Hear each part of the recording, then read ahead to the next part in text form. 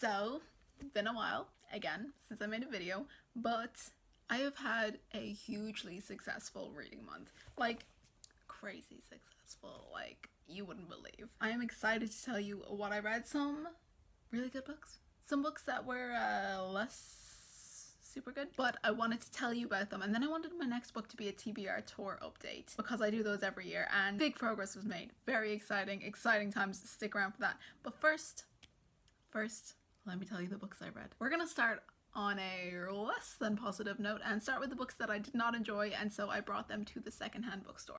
Which books were they? First book was The Hazelwood by Melissa Albert. This book I had quite mixed feelings about.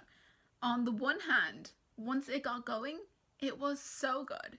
But on the other hand, it took way too long to get going.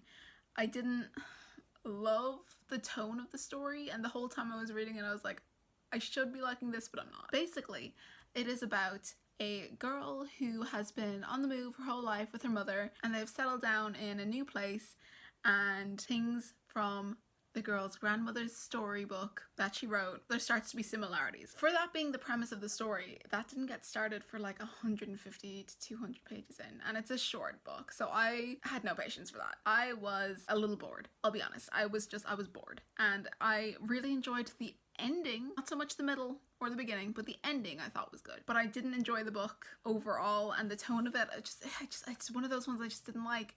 And so I decided to not keep it with the books that I like on my shelves, and I got store credit from the bookstore instead.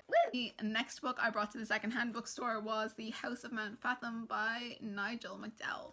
This is another one where the premise was really cool and the idea was good, and the intro and the first couple of chapters I thought was amazing. I was like, oh wow, this is gonna be a new favorite. It was done in a really unusual narrative style that was quite lyrical and quite nice, but the shine of that quickly wore dim, and I found it to be annoying and difficult to follow. But like I said, cool premise, so let me tell you what it is. Maybe you will enjoy it. It's set in Ireland in the 1910s, 1912s, the early 1900s, which is where I've set my story that I'm writing. And it is about a house that is inhabited by people who have magical abilities, and the house kind of moves around, and it's based in different parts of the world, and the magic system is pretty cool. It's interesting, but like I said, it just became confusing. That made it kind of boring. I mean, unfortunately, because I had such high hopes for it. The next book that I read and finished was Finale by Stephanie Garber, the third book in the Caraval series,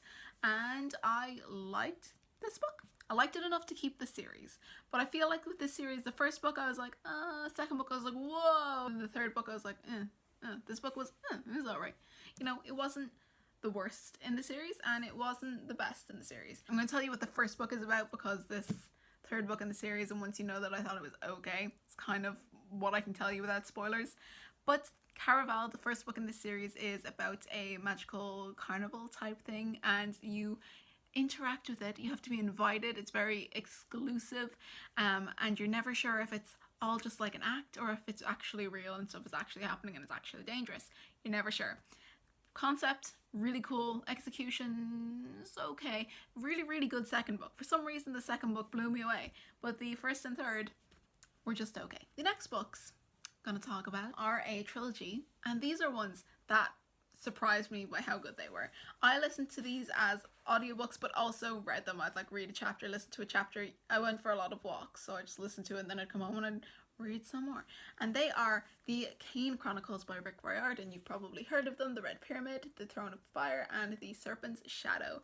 These are quite similar to the Percy Jackson books insofar as it follows children who are greatly impacted by Egyptian mythology. And everyone had said that this series wasn't as good as Percy Jackson. Everyone's like, oh, if you've read Percy Jackson, you'll be disappointed with the Kane Chronicles. So I kind of went into it having low expectations. I'd also read a couple of the short stories in the back of some of the Percy Jackson books, and I didn't like them. But I think that may have been because I didn't understand the context of the stories I was reading. When I read these as a series, I ended up loving them. I thought they were so much fun, and I love Sadie Kane. She's such a great character. And then Egyptian mythology, how do you not love that? How do you not love that? I was a big fan of The Mummy as a kid, so this ticked all the boxes for me. The next and final book that I finished is Before the Devil Breaks You by Libba Bray, the third in the Diviner series, which is a series set in 1920s New York, and it follows diviners who are people with supernatural abilities. It follows themes of like the occult and the supernatural, and it's really, really, it's an entertaining series. The characters are really funny and witty and very sassy. They are just hugely diverse, and it's just an exciting series. Now, the only thing I have to say about this book in like a negative light would be like maybe there were a few scenes that were quite mature that could have faded to black a bit sooner, but if you're not bothered by that, you won't be bothered by that. Apart from that, fantastic book, absolutely wonderful. I'm very excited for The King of Crows, which comes out next January, February, it's soon. So I'm excited for that. I was holding off reading the next books in the series until there was news on the next book. So now that we have news on the next book, I am buzzing. It'll be sad when it's done, but I'm sure Libba Bray will have something fabulous planned. Have you read her Gemma Doyle series? No one talks about that. It's so good. Read the Gemma Doyle series. And I also started, not technically in August, but I started another book, and that is The Lie Tree by Frances Hardinge. I actually got this book at Comic-Con last year, and it is signed to me, so that's quite exciting. I am enjoying it so far. I've liked all of Frances Hardinge books that I've read, the whole 2 other ones that I read. I heard like the concept of it, and I was not convinced. I was like, I loved her other 2 books so much, I'm gonna pick this book up anyway. And so I have something for her to sign. But I started reading it and I was like, okay, yeah. I just love how she writes. I love how she constructs the story, and I love how, even though the concept isn't hugely interesting to me, I'm still drawn into the story. I started this like 2 days ago, and I'm like nearly 200 pages in, you know, so it's going good. It is about, so far, it is about a girl who is a reverend's daughter, and she and her father, mother, and little brother are escaping from their town to escape the scandal that has followed. We haven't figured out what it is yet, but there's some scandal following the family, and so they're trying to get away from it, and there's something that they're bringing with them that no one is allowed to see, no one is allowed to touch, no one in the family knows what it is except for the father. As they move into this town and the rumors start following them, it becomes increasingly apparent that what they brought with them might be very dangerous. I'm excited to keep reading it. There's pictures by Chris Riddell. What more could you want?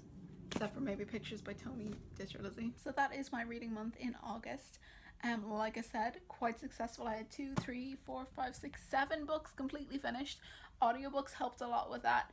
I have been embracing the audiobook recently. Haven't been loving every audiobook that I've listened to, but in general, they are really helping me push towards the end of my TBR, because I am determined, and I'll get into this in my TBR tour video, to reach the end of my TBR. Alright, that's it. Thank you so much for watching.